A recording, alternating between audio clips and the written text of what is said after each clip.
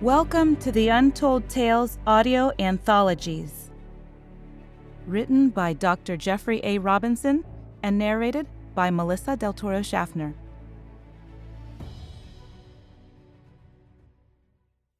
Father's Day. Mac's visits to the nursing home were always bittersweet. His mother and father had moved there when they could no longer take care of themselves, but they still had many years of life left before them. Mother was physically fine, but her mind not entirely sound.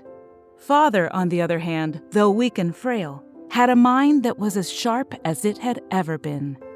They were polar opposites from one another. He was tall and she was short. He was quiet and something of an introvert. She was loud and outgoing. In any case, they were inseparable. When she had been young, she had been a nurse, and whenever Mac visited the facility, she was always busy helping other people, as if she were one of the staff. Currently, she was in one of the large activity rooms, womansplaining to a group of assembled residents the correct way that they should be playing bingo. She always loved to be in charge. Dad, however, was feeling down again. He missed the intellectual stimulations of his colleagues back from the lab. For more than 40 years, he had been a distinguished nuclear physicist and possessed a frightening intellect and a photographic memory. While his body had failed him, his mind was as vibrant and active as it had ever been, and since his retirement, he had nothing to challenge him. Therefore, he often descended into periods of intense melancholy. That's one of the reasons that Mac came to visit so often. Since he had been a teenager, he and his father had been quite close. The two of them could talk until dawn about any and every topic imaginable. Indeed, it was when he talked with others that his father seemed the most alive. When Mac visited his dad, Mac's wife, Barbara, usually stayed at home. She had the grandchildren to tend to, and she loved playing the piano to them. The nursing home always made her somewhat depressed. Therefore, she usually let Mac visit his parents alone, while she stayed at home. Today was a special day for Mac. He'd brought a unique present for his father, something that would let him escape this tiny medical facility, this pretty, antiseptic-smelling place that so effectively imprisoned him. The gift was one of the top-of-the-line, state-of-the-art, high-end laptops that supported a full EVR system. The small computer was one of the first portable quantum computers and had more processing power than supercomputers from just a couple years ago. Wearing the extended virtual reality headset with the built-in neural transducers, the user could transport themselves anywhere one could imagine. From walking along a beach in the South Pacific to floating inside the International Space Station, where you could look down on the Earth from orbit high above. The unit was capable of not only rendering sight and sound, but could stimulate the other senses as well. It could even mimic motion along with touch and even smell. Mac figured his gift would enable his father's mind to be free, even if his body was trapped in his wheelchair. There was, however, more to Mac's gift that made it even more special. You see, his father had worked for decades as one of the nation's premier nuclear physicists. He had designed nuclear reactors and the engines for the new interplanetary shuttles that carried people to and from the colonies on Mars and Europa. And while he had taken and taught enough courses to have 3 doctorates, he had never actually gotten around to earning his degree, because his credits had come from so many different graduate schools. In fact, he had always been self-conscious about the fact that everyone always called him Doctor. Therefore, without his knowledge, Mac had enrolled him in the local university's doctoral program. With the new EVR headset, he would be able to attend lectures and meet with students and professors without ever leaving his room. With all the credits he already had, he would only need to take a few more courses to complete his degree. Even taking only 1 course a month, he would have his doctorate completed in only 6 months. When he explained the nature of his presence, Mac was afraid that it would turn into a fight, but instead, tears welled up in his father's eyes. Within minutes, Mac had him hooked up to the EVR and had him chatting with the chairman of the physics department at the university. Both men knew each other professionally, and within minutes, Mac's father found himself invited to be a guest lecturer at some of the very courses he was scheduled to take. The courses, Mac knew, would be a snap for him.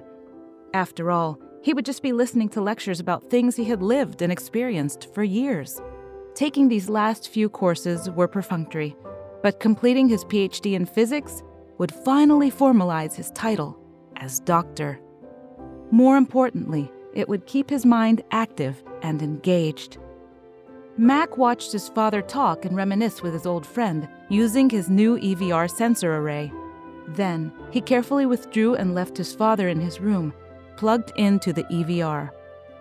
Walking down the hallway, Mac spied Stan and Charlie, residents of the facility like his father. Stan had broken his hip more than a year ago, and it had never really healed.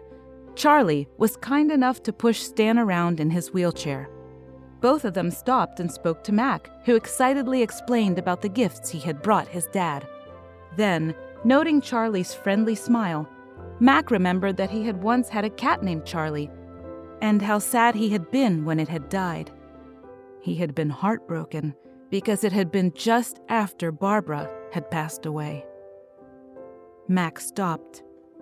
Wait. That's right. Barb wasn't home watching the grandkids. They had grown up and gone off to college. Barb had died 6 years ago, just before he had come here. Turning and hurrying back to his room, he peeked in the door and saw both his expensive laptop and the EVR rig across from an empty chair. Then he remembered.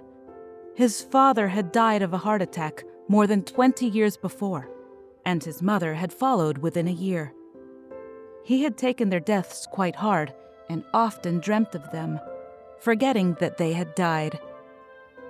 In those pleasant dreams, he could talk once more to his father and interact with that brilliant mind that he missed so much. That's what had happened today. He had been dreaming of his father again, and in those dreams he was still alive and vibrant once more. But this time, he had been dreaming while he was awake, but it had seemed so real. Then he realized that it had happened again. It had been happening a lot lately. That was why he was here.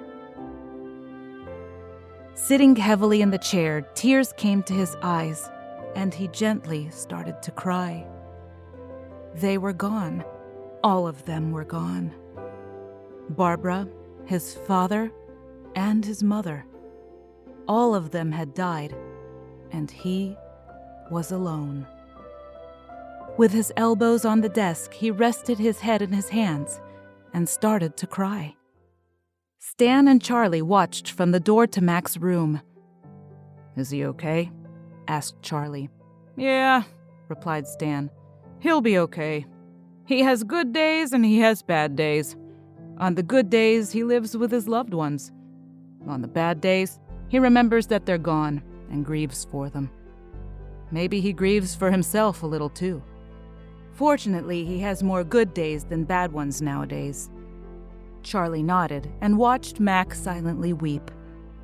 Periodically, Mac would gasp, and a great sob would wrench his body and make him shudder. "Isn't it odd?" said Stan. Mac was a brilliant pioneer and was one of the IT experts who created this wondrous VR technology that can create any reality you can imagine. But Mac here is oblivious to all that. He's forgotten all that. The mind, you see, is far more powerful than that expensive quantum computer of his. Without any technology at all, the mind can let you see and hear and feel anything you truly want. You can experience and relive anything you desire, and it will become more real than everything else around you. Stan and Charlie stayed at the door of Mac's room until it just became too uncomfortable to watch him suffer. "Come on," said Stan. "He'll be okay. He'll cry until he falls asleep, And when he wakes up, he'll forget that his loved ones have died and he'll be his old cheerful self again. Let's go to the auditorium. I heard the staff has arranged to have a science fiction movie marathon. We could binge watch some old shows, and maybe they'll let us have some buttered popcorn.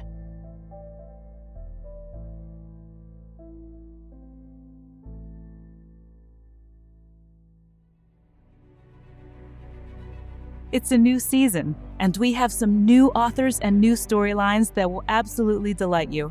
And as you know, we absolutely love our listeners, fans, and patrons. If you loved what you heard, consider joining us over on Patreon.